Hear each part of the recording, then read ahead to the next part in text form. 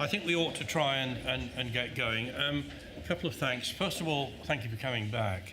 It's always rather good at conferences if your audience comes back. It possibly says we're doing something reasonably well.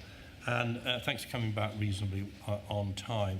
Just before we go into the next session, I don't know whether he's here, but I saw Lord Willis earlier, Phil Willis.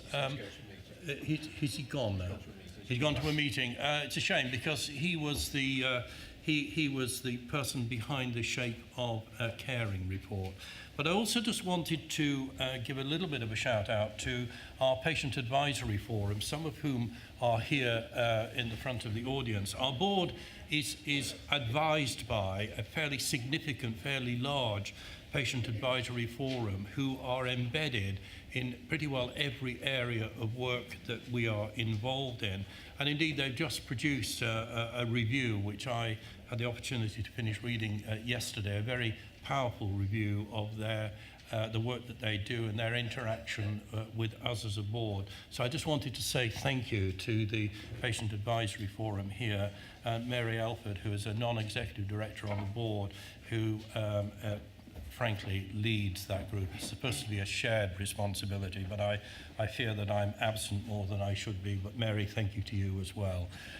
So that's just a couple of, and if anyone wants to pay me for shout-outs later on in the session, I'm more than vulnerable in that regard. Okay, well, our next session is the Topol Commission.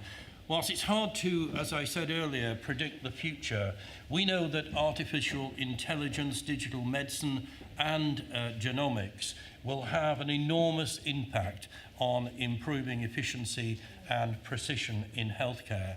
Our trainees in the audience here today will be only too aware that we desperately need technology innovation in our healthcare system. Artificial intelligence is already in every aspect of our lives, from navigation to voice recognition. Healthcare is possibly the final frontier. Health Education England was delighted to be asked by the Secretary of State for Health to establish a commission that would look at the impact of game-changing technologies on the skills required from future healthcare professionals and those currently working in the NHS, and how we ensure their education and training meets these needs. The Topol Review is all about the patient, empowering them to take more responsibility and be more active in their own care.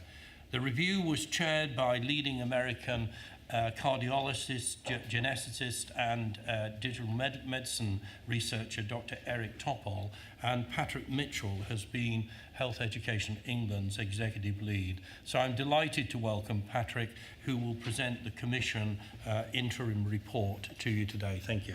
Patrick. Thank you, Keith, and good morning, everybody. Just while we're talking about history, I joined the Health Service a long time ago when Frankie Goes to Hollywood's Relax was #1. Many of you were not born at that point, and I picked up a brochure that said, if you can manage this, you can manage the largest organisation in Western Europe. And I thought, yeah, I'll do that. That sounds good. It says something about me, I think, in terms of stepping into that role. But actually, I think we have to remember the NHS is the 4th largest organisation in the world. We've just been taken over by McDonald's, who've just tipped us to the 3rd post, which is a slight issue in itself. But I think just in terms of the size and magnitude of what we have to manage in the NHS and its complexity is hugely important. And what I'm going to talk about today, I think, resonates with that in what we've got to do in this digital world. So, agricultural revolution in the mid-18th century, massive changes, shortly followed less than 100 years later by the Industrial Revolution, which had major impact not only as in the UK as the starters of this, but clearly worldwide now. And then less than 100 years later, the Technological Revolution, and there might be a few R's in the audience who remember the test card when it came up. Just massive change in the way we use technology to affect our daily lives, both in work and life. But how quickly soon after the digital revolution which is less than 20 years old, although interestingly artificial intelligence was kicked off in the 1950s. The digital world as we know it today has probably been only around for the last decade. And if you think how quickly that's hit us as an organisation and in terms of healthcare worldwide, we have to ask ourselves, are we prepared as a workforce? And I think the answer is probably not as much as we need to be. And just ask a question in the audience now. How many of, put your hands up, how many of you watch Humans, the TV programme? Quite a lot. And actually how resonating that is in terms of you get into it and you can get into the characters, because actually, although the synths is, whoa, it's a bit weird, actually it's not that weird, because you do book your travel overseas with artificial intelligence phone. The UK is the leading banking service across worldwide. It's a massive industry for the city at the moment in terms of our leadership in AI technology in banking. So actually when you watch something like Humans, you think actually it's probably a bit closer to us than we think. But how do we then think about that as a public when it comes to the use of it within healthcare? Interestingly, last week in San Francisco, IBM's debating machine pitched against the 2016 World Debating Society lead in a debate about the future of digital technology. And using AI technology, that debating machine that pulled from various massive data sources was actually able to hold its own against the world debater in terms of where we're at with this, which is quite scary in terms of how quickly the technology has moved even in the last 5 years. Secretary of State has recognised that. He realises we're not there, and actually, for those who are avid readers of the Health Service Journal and other, recognise that Jeremy Hunt in particular recognises and wants the healthcare industry to really move forward quicker than it has done on technology at pace and in the right way of investment. And he asked Eric Topol, who Ian said earlier is in the top 10 of most published people in the world. Eric is the Mahatma Gandhi of the digital world. He collects people around him who want to follow his work and the direction of travel that it is taking. Secretary of State very clear that he wants the NHS to be the forefront of this worldwide, and he asked Eric to bring a group of people together on this work. And I have to say it's been a huge privilege to work with the people that we've managed to get around the table. We've got worldwide leaders in their field in this area, supporting the work, supporting the thinking. But from a Health Education England point of view, we've been very clear we need to keep this grounded in the real world. It's trying to keep it a bit away from the human synths end of the spectrum. But how can digital technology support the big issues of the health service today? The urgent and emergency care issue of just volume of people in there, primary care, mental health, and the frail elderly. And we're very clear that the work we're doing has to be grounded in that real world of what the key issues are for the NHS today. I'll just play you a short video of Eric, who was in the country for 4 days. I've never met someone that can arrive in a country, no jet lag, walk straight into a meeting and chair a meeting for 4 days, not even knowing the people around the table, and hold an audience so strongly. So I hope you enjoyed this. Oops.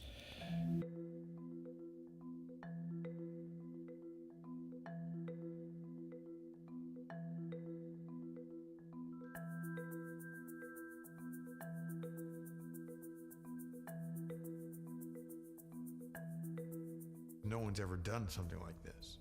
That is, taking this new set of tools that are unquestionably having a dramatic effect on healthcare's future, and to bring all the disciplines together, all the experts, and start to plan how to use these effectively. And what can we do to really benefit patients with all these newfound capabilities? The fact that you can get a warning on your wrist through your watch that your heart rhythm isn't right, or you could get your potassium in your blood through your watch. These are some things that we wouldn't have anticipated. So the fact that you can get your genome sequenced, that you can get your gut microbiome sequenced, there's so many ways to understand each human being like never before.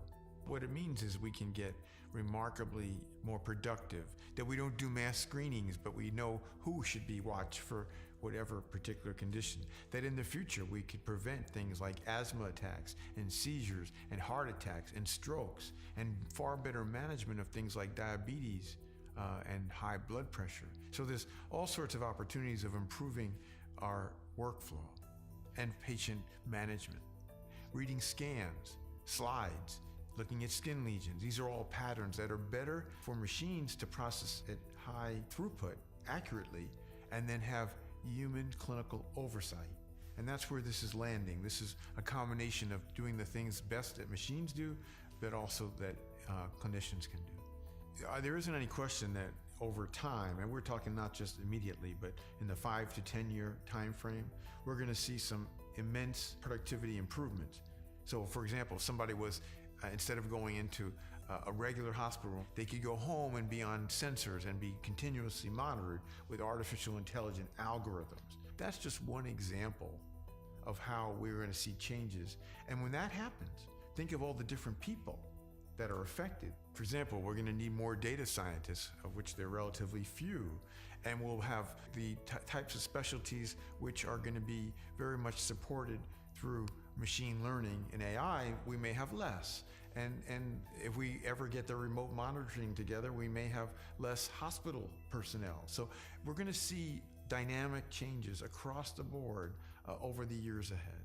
But there will be new areas that will grow, just as there are areas that will see some reductions. So this is something that's bigger than the NHS. It really will be transformative, that eventually, just a matter of time, that the patient will be truly the center.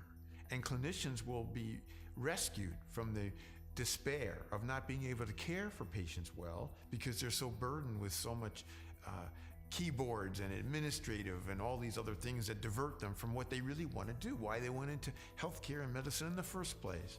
And then we obviously want to see the productivity in these health systems. So each of these areas will eventually be revolutionized over time. Maybe it'll take 10 years, 15 years, 20 years, and we'll look back now in 2018 as this thing rolled out, is that we were able to really nail it of what is the biggest advantage of bringing all these tools together.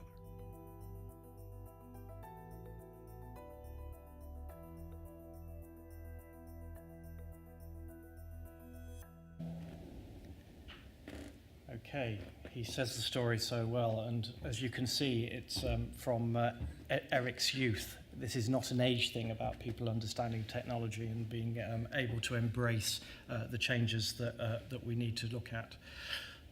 When we're looking at the work that we're doing, we're very clear and have put the patient at the centre of the work we're doing. There is no point the NHS going off and doing things if the patient is not with us, and we've been very clear, and the Secretary of State is delighted that we've done this in terms of being asking the patient what they want, asking the public what will work for them, and using the technologies in the best way around prevention, about allowing us to understand how we can predict what is going to happen in terms of treatment and very much personalise it, particularly when we talk about the genomic agenda, hugely important. We've split the work into 3 groups, partly because just the sheer volume of evidence to look at is large.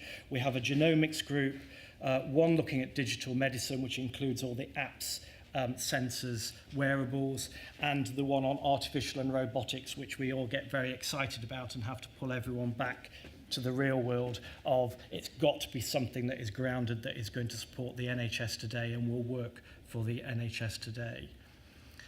This is the exam question we've been set by the Secretary of State. How is this technology? And it's here now, so we have to remember this is happening now, and we've got to recognise that people are trying to self-prepare themselves. But what can we do more as Health Education England to support that and to accelerate that work? That clinical staff, professional staff and others are ready and prepared for the next 2 decades as the speed of this moves forward. And if you remember, it takes 15 years to cook a doctor. We've got to start now, ready for 15 years' time.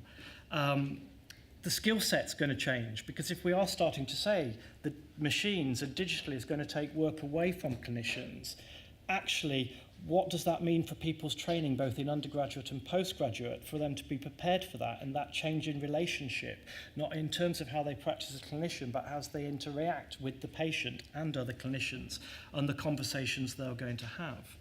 And then what does that mean in terms of how we select people into the system as our future clinicians? They've got to be digitally literate. They've got to understand what data storage, data management, cybersecurity, and just basic data literacy skills are in moving forward. And it's not about just put it in the curriculum and it will be fine. That is not the way we do this. This has got to be around a sense that people understand where this is going and that they internalize it and engage with it in a way that it's part of the way they work and the tools that they have on an everyday basis. We've talked about the patient at the heart of this. We have a patient advisory subgroup that are supporting in this work. Crucially important that we constantly are going back to them to say, this is what the thinking is, what do you think? It's got to be evidence-based, and in the digital world, there's a hell of a lot of stuff out there that's not evidence-based. I was in Bristol yesterday looking at their library services and the support their librarians are giving to their clinicians. There is a hell of a lot of apps that junior docs are using that are not evidence-based, but they're using them because it's so hard to get onto their intranet. There are clearly issues that we have to think about in governance terms as this digital world expands, and the fact that we have got patients reading stuff that is not evidence-based. So there's something around how do we get this right for us in the health service, but also can indicate to the public the importance of evidence-based in the materials they look at. And crucial to all of this is not about suddenly saying we're going to need half the number of nurses we've got in the NHS or half the number of doctors. This is something around, there's a whole load of work here that can go to machines, to digital, whatever it might be. The time then for the clinician to have with the patient of time, and then be able to give more time, for particularly with the growing demography and chronic disease, the clinicians we have got then will have more time to spend with the patients on the more difficult cases of the chronic disease. And that's massively important. And we've been very clear up front with the Secretary of State, this is not a money-saving exercise. Genomics, we've talked about. Dame Sally will talk more about that this afternoon. The NHS is slightly ahead in our thinking.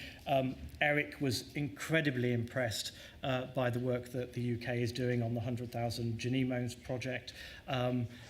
We're ahead, and we're thinking about that, what that might involve. There are examples already of new roles taking place. This one around the genetics counsellor for diabetes nursing.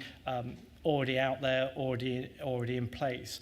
We also have to be careful not just to suddenly make new roles, which are titles that then isolate people. And a lot of this will be about upskilling staff to do roles. So genetic counselling, existing staff being trained to do genetic counselling, rather than producing 500 genetic counsellors a year, which probably isn't added value and doesn't make sense for the whole workforce to understand what genetic counselling is about. Digital medicine is just absolutely massive, and Tarima, who you met earlier in the audience, one of our clinical fellows, is on that working group, and trying to keep that group very grounded in what is the evidence base, what are the apps that are there now, what are the wearables and sensors out there now that really would have value to the NHS now, can we scale them, are they scalable? And what would be the health economics benefit of us doing that, and how quickly could that come to the fore, and then what will be the training implications for NHS staff. And we're looking at this in 3 timescales, the here and now, which is now to 5 years, the middle term, which is 7 years to a decade, and then way off into the future, which is the next 20 years, but still having to prepare ourselves for what that might look like. And the main report that will come out in December is going to try and explain this over those 3 timescales. This is an app that's already up and running. It was set up in 1CCG purely to look after a small group of patients with COPD. It suddenly scaled quite quickly. because patients wanted to use it. They could use their own mobile apps to do their own censoring for their own chronic disease, find out whether the weather was bad and it might cause them a problem, and link to a central reporting station that could then warn them of things, but also manage their COPD. It's moving quickly. There's already, from only a few hundred people on it 2 years ago, there's now over 40,000 people using this application. The new app that's coming out, the new nurse avatar, so Lisa Bayliss-Pratt avatar, coming to a GP surgery near you soon, is going to be there. It's here, so that the 111 front face will be a voice-speaking app that people can engage with. So there's a lot of people in the audience who will be probably very happy to engage with an AI app up front, rather than wait a couple of weeks to go and see their GP. So it's around how do we manage this, and then how do we help move a volume of work away from practitioners to give more time to the practitioners on the ground that we have already. And then the sexy one, robotics and artificial intelligence. I met a friend on Saturday afternoon purely by chance in the supermarket who's just had the most amazing digital technology put into his brain, where he's got two nodes going into his brain around his neck and into a box in his chest because his right hand wasn't working. He's now got full mobility and he can turn himself up and off, not off, but up and on his mobility through a digital box. But the training implications for that, in terms of the people that use that, how they explain it to him, his rehabilitation and everything is so new. Everybody's learning now, and we want to try and get ahead of some of this stuff to understand what the training implications are and be realistic both with clinicians but realistic with patients about what can be done. And the big one on AI, of course, is the the work on screening radiology reports, dermatological reports and things like that, and taking a large volume away from those individuals to give them more time to spend with patients in actually explaining what those images are. Eric was blown away by this one. This is probably the best example in the UK of artificial intelligence working at Moorfields, where they are using scans to measure ocular detection for macular degeneration. There are over 4,000 scans done. It means the report is actually measuring and giving reports back to the clinician there and then of what that patient might require. It's up and running. The clinicians and patients are using it here and now. So what next? We're just at the beginning. Delighted to launch the report today. It's on our website. Please engage with us. The information's there for how to do that. We'd like to get as much evidence in from what you know now out there, from what you're seeing out in the NHS, so that we can look at it and see if it truly is scalable, and it's something that we'd like to include in our main report. Please engage with us. We're keen to do. And this is the way you do that in terms of the conversation and telling us more. And the main report will be coming out in the December time. Thank you very much.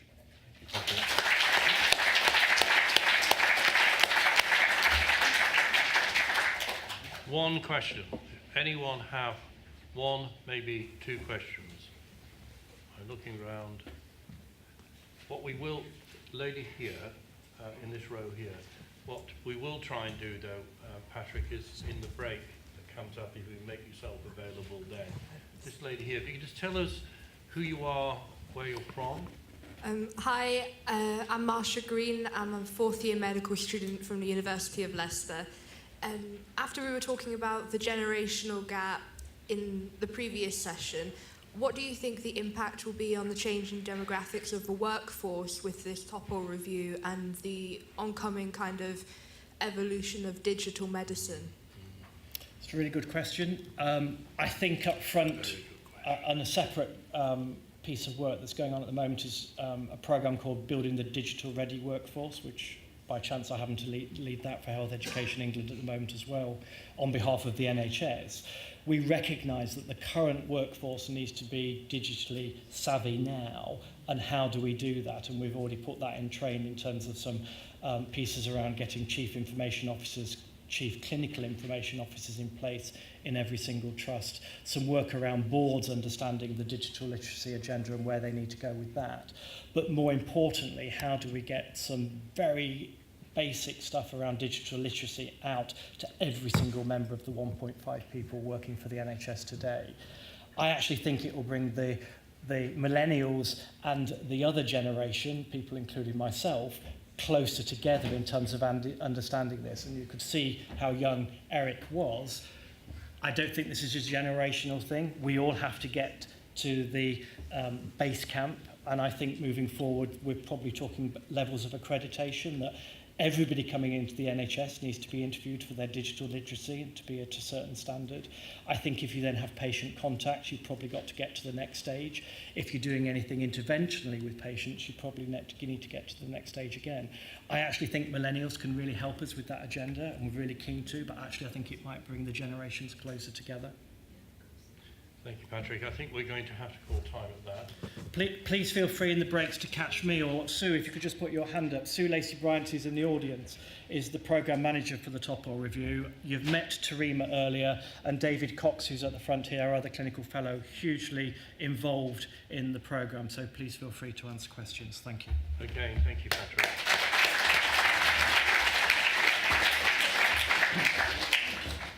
Just a brief update, if I might, on my Preston Appreciation Society, which I'm forming here at this conference. It's now growing. I've now found someone else from Preston who is here. Not only have I found someone else from Preston, but would you believe it, she also works in the hospital in which I was born. So any other members will probably draw terms of reference at some stage during the day, and then we'll form the society fairly soon thereafter. So again, seriously, a huge thanks to Patrick and the team. I feel very proud that as chairman of Health Education England, that we've been able to put a team together to support what I think is going to be a very important piece of work going forward. So again, thank you to you, Patrick. So our next topic will cover 100 years of leadership. Getting leadership right makes a very positive difference. There's mounting evidence which connects better leadership to better patient care, which includes many of the recommendations that have come out from reports from people such as Don Berwick, Bruce Keogh, and leading academic Michael West. They all make the link between good leadership and making a positive difference to patient care, care outcomes, and the experience of that care. There's also a range of evidence making a link that failure in leadership and failure in patient care, such as the findings of the Francis report into the shocking failures of care at Mid Staffordshire Hospital. And in that regard, I must say it's good to see Sir Stephen Moss here today. Stephen was parachuted into Mid Staffs and bears the scars of what he saw and heard there. So Stephen, good to see you here today. Never has there been a more important time to invest in leadership development, from supporting and developing our current leaders to enthusing and inspiring our leaders of the future. So I'm delighted to welcome on stage Peter Homa, chairman of the NHS Leadership Academy, who brings a wealth of frontline experience and knowledge of leadership experience over nearly a 40-year career in the NHS. So Peter, I'm delighted to welcome you on stage.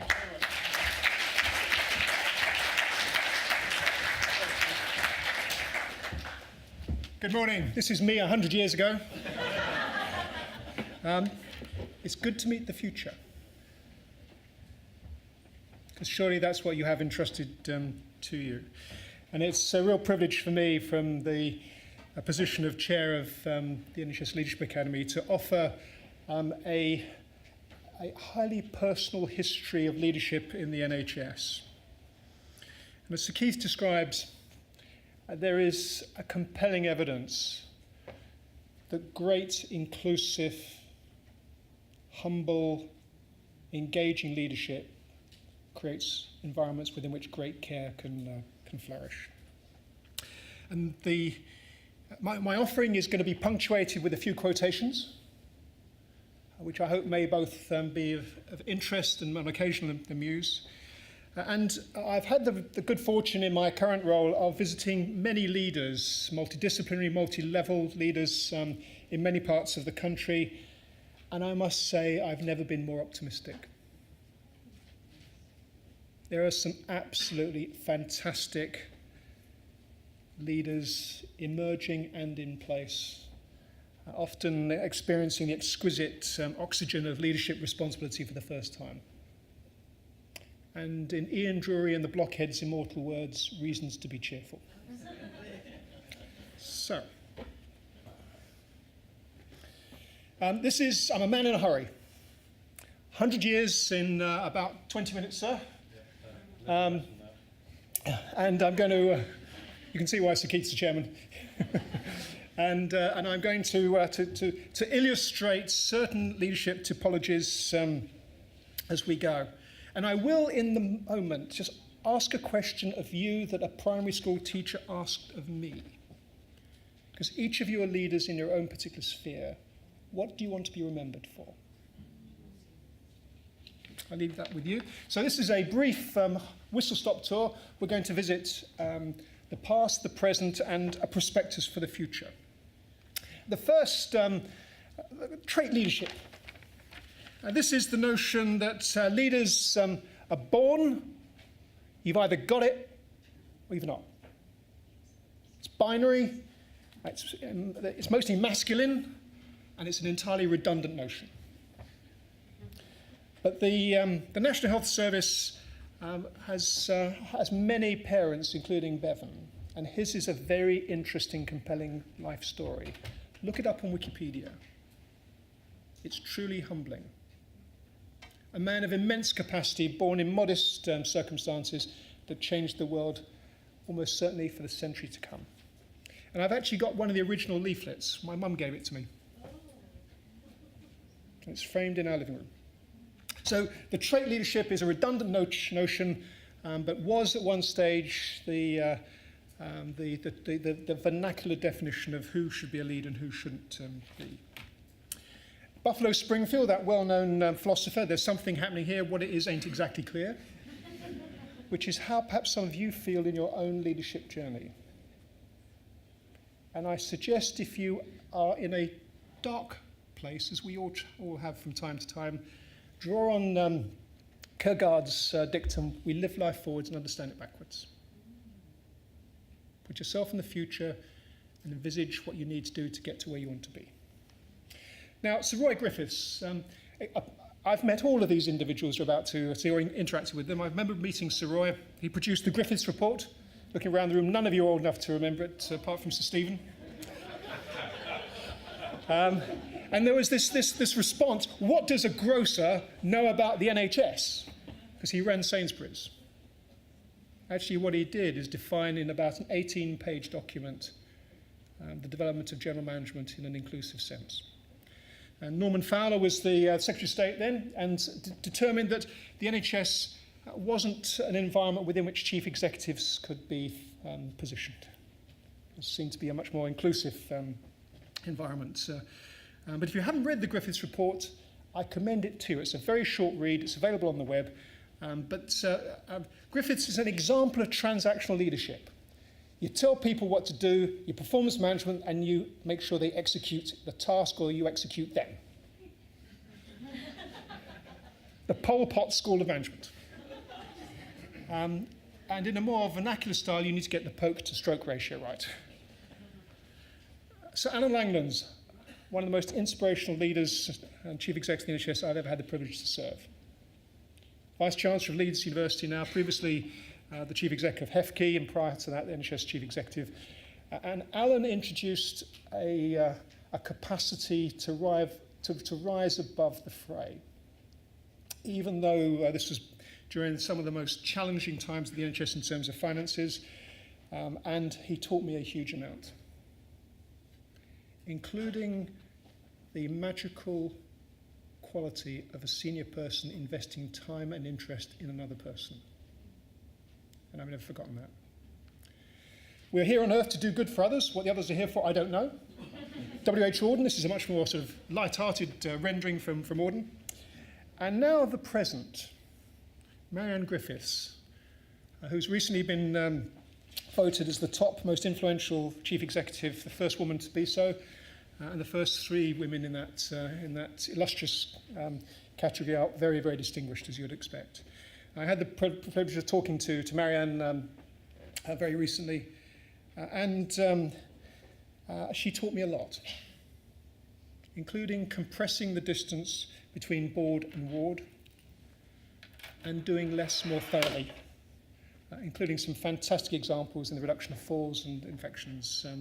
And if ever you want to learn about great leadership, go and visit either the website or indeed the fine enterprise. And they're in the process of engaging with colleagues at Brighton University Hospitals, and again, the prognosis is bright. Another fabulous leader, Navina Evans, Dr. Navina Evans, who again demonstrates the ability to translate improvement practice from around the world into East London. The staff engagement scores are extraordinary. The patient feedback scores are extraordinary, serving a population that otherwise wouldn't expect perhaps to have such high quality care. Now the future challenges, what is the burden of privilege that each of us will have, or more accurately each of you will have in terms of future leadership, in addition to stewardship over departments and organisations? Surely there be systems and populations. Population health, and I'm really impressed by a number of acute trusts that are now as concerned with the mortality, morbidity indicators of individual wards as they are on RTT, cancer waiting times, 4-hour wait, and so on and so forth, and working very closely in partnership with colleagues in the community. And as Patrick's described, big data, really exciting and will be transformational. So the prospectus, the next 30 years, who will lead the NHS on its 100th birthday? And again, my base note is I'm more optimistic now than I have been for a long time, both in the quality of leadership, by which I mean those not only in place, but those who will succeed those in place than ever before. This I declare non-pecuniary self-interest. I used to be the chief executive of Nottingham University Hospital, and they have embarked upon a series of shared governance councils. There are 50 of them, chaired by whoever's appropriate, often a healthcare assistant, and the task is to resolve problems as close to the problem as possible, as opposed to a system that requires upward delegation of problems for solution.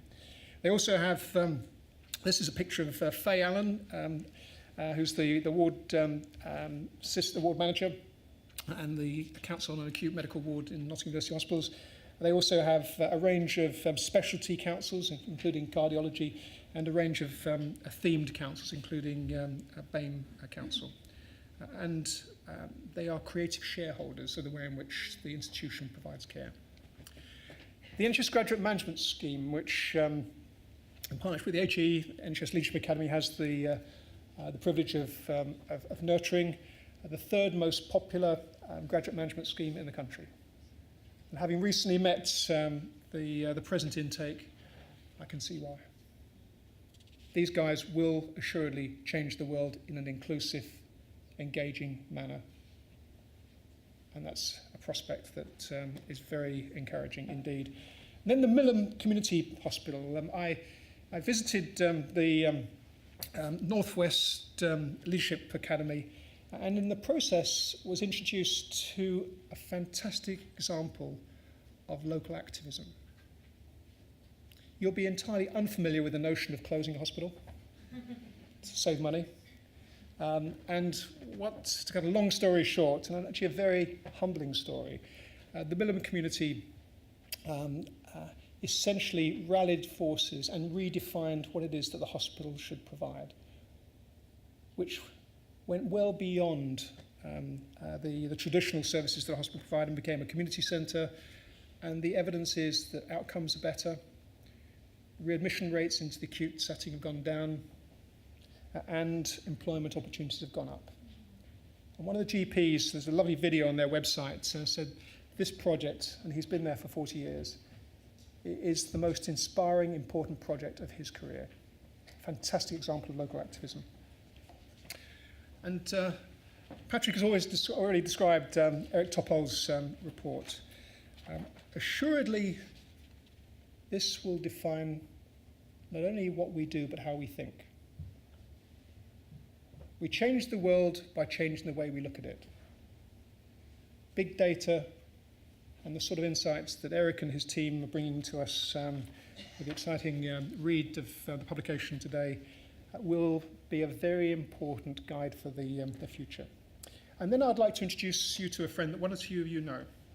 This is Yusuf, the all-seeing porter. He's a very fine example of a cubic centimetre of chance. Used to work at UCL, now works at Barts, I think now training to become a healthcare assistant. And Yusuf has published a paper in the British Geriatric Society journal describing his everyday work as a porter and those of his colleagues, and how he seeks out, my words but not his, cubic centimetres of chance to enrich the lives of patients, their loved ones and staff. And respectfully, I invite you to do the same. You probably do. If you steward and harvest the cubic centimetres of chance you're presented with, including during this conference, and you do so consistently during the course of your lifetime, you'll change the world more than you'll know. And the most important things in this life aren't things.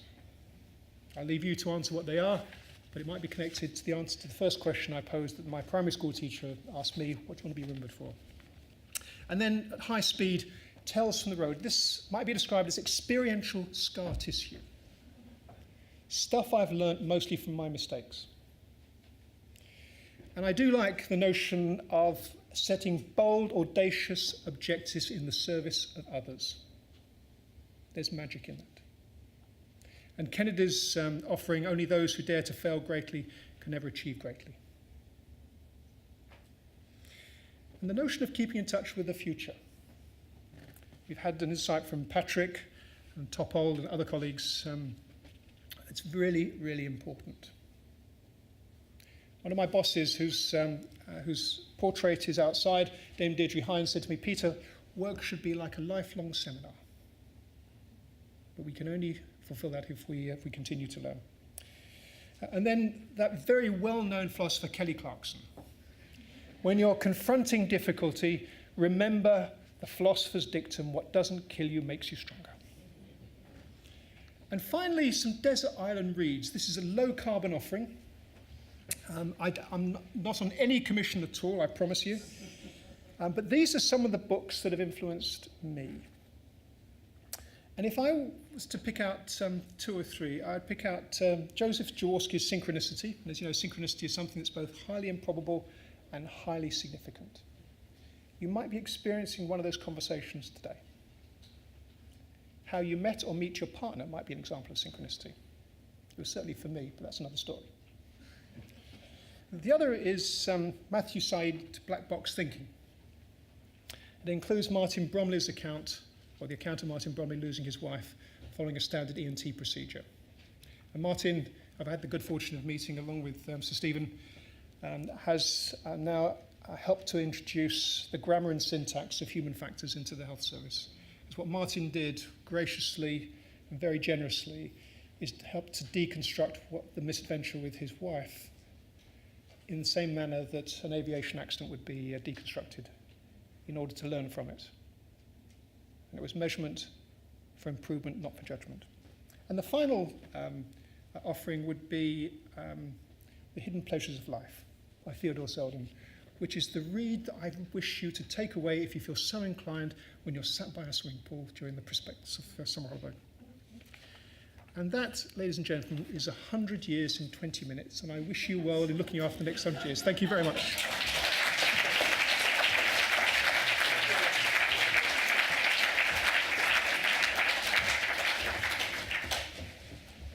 You see, a good leader. He brought us right back onto schedule. So thank you, Peter.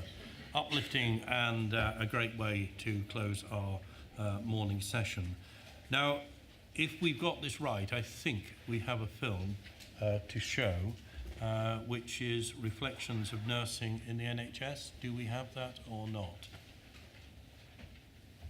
I will take that as a no, which allows us then to move swiftly on to lunch. But before we do that, I wonder if I might ask you to join me in saying a very big thanks to all of our speakers from this morning, who I think have set the tone for the afternoon.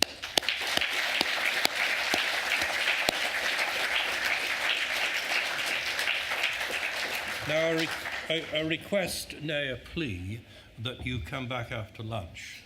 We know what happens at these events, that one has a good lunch and feels like a decent snooze.